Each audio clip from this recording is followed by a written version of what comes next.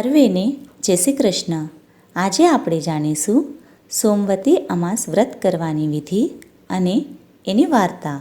આ વ્રત કરવાની વિધિ: કોઈપણ મહિનાની અમાસે સોમવાર આવતો હોય તેને સોમવતી અમાસ કહે છે. આ વ્રત શ્રાવણ મહિનાની અમાસે પણ કરી શકાય છે. વ્રત કરનારે સવારે વહેલા ઉઠી મૌન રહીને સ્નાન કરવું, ત્યારબાદ ઘીનો દીવો કરી ભગવાન શિવ તથા વિષ્ણુની પૂજા કરવી. પછી 108 ફળ પીપળા સમક્ષ મૂકીને 108 પીપળાની પ્રદક્ષિણા કરવી. ત્યારબાદ એ ફળ બ્રાહ્મણને દાનમાં આપી દેવા. એ દિવસે એકટાણું કરવું અને સાંજે ઉપવાસ છોડવો.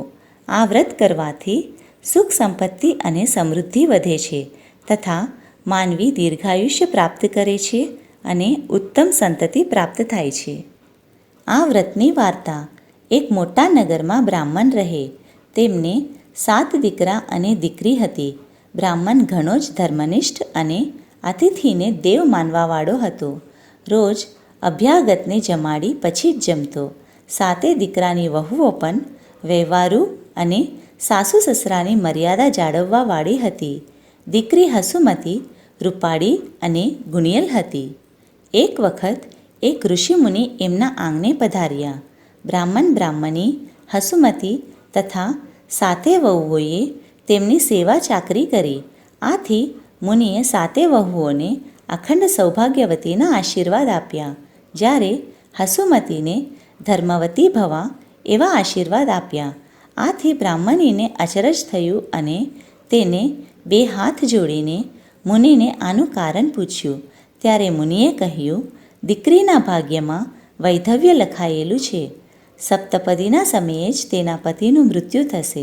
આ સાંભળી મા દીકરી અપાર દુઃખમાં ડૂબી ગયા. તેમને મુનિને આ સંકટનું નિવારણ જણાવવા વિનંતી કરી. ત્યારે મુનિ બોલ્યા, વિધિના લેખને ટાળવાનો કોઈ જ ઉપાય નથી, પરંતુ જો તમે સિંહલ દ્વીપમાં રહેતી સોમાધોબનને લગ્ન સમયે હાજર રાખો તો તેના પુણ્ય બળે દીકરીનું વૈધવ્ય ટળશે. ત્યારબાદ મુનિ ચાલ્યા ગયા. અહીં સર્વે વિચારમાં પડી ગયા કે પહાડો, જંગલો અને સમંદર ઓળંગીને સિંહલ દ્વીપ પહોંચવું કઈ રીતે? કોઈ ભાઈ જીવનું જોખમ લેવા તૈયાર ના થયો ત્યારે નાનો ભાઈ સુભટ બહેન સાથે જવા તૈયાર થયો. ગીચ જંગલો પહાડીને ઓળંગતા અને સતત પ્રભુના નામનો જાપ કરતા તે સમંદર કિનારે એક મોટા વૃક્ષ પાસે આવ્યા. એ વૃક્ષ પર ગરુડના નાના નાના બચ્ચા હતા. તેમને એક મોટો અજગર ખાવાની તૈયારી કરી રહ્યો હતો. ભાઈ બહેને તે અજગરને મારી ભગાડી મૂક્યો. ત્યાં જ ગરુડ આવી પહોંચ્યું. તેને બીના જાણીને ભાઈ બહેન પાસે આવી તેમના આભાર માન્યો અને પોતાની મદદની જરૂર હોય તો જણાવવા કહ્યું.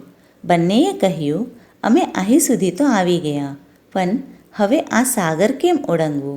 ત્યારે ગરુડ કહે, તમે ચિંતા ના કરો, મારી પીઠ પર બેસી જાઓ, હું તમને સિંહલ દ્વીપ પહોંચાડી દઈશ. આ સાંભળી ભાઈ બહેન ખુશ થયા અને ગરુડની પીઠ ઉપર બેસી ગયા. ગરુડ વીજળી વેગે ઉડ્યો અને થોડા સમયમાં સમુંદરને ઓળંગીને ભાઈ બહેનને સિંહલ દ્વીપ પહોંચાડી દીધા. બંનેએ ગરુડનો આભાર માન્યો.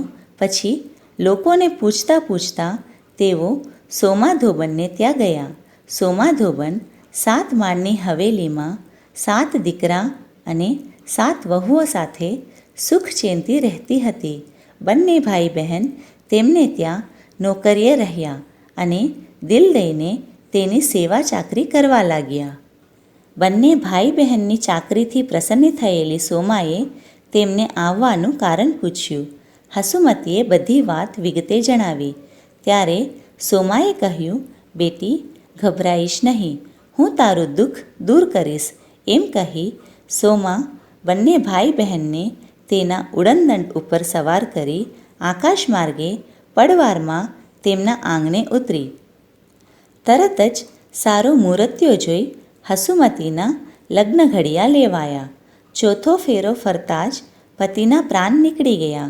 બધે હાહાકાર મચી ગયો. વાતાવરણમાં રોકડ થઈ ગઈ. એ વખતે તરત જ સોમાએ જમણા હાથમાં પાણી લઈ તેમાં સોમવતી અમાસનું પુણ્ય મૂકી તે પાણી હસુમતીના મૃત પતિ પર છાંટ્યું. તરત જ તે આળસ મરડીને બેઠો થયો. બધે આનંદ આનંદ થઈ ગયો. ફેરા પતતા જ સોમાએ વિદાય માંગી. સૌએ સોમાને રોકાઈ જવા આગ્રહ કર્યો, પણ તે બોલી કે મેં વિધિના લેખ ઉપર મેખ રાખી કાળને મહાત કર્યો છે. એના પરિણામે મારા 7 પુત્રો મૃત્યુ પામ્યા હશે. જો હું ત્યાં જલ્દી નહીં પહોંચું તો તેમનો અગ્નિ સંસ્કાર થઈ જશે. આમ કહી સોમા ઉડનદંડ પર સવાર થઈ સડસડાટ પવન વેગે સિંહલદ્વીપ આવી અને ઘરમાં પ્રવેશતા જોયું કે 7 પુત્રોના શબ પડ્યા છે.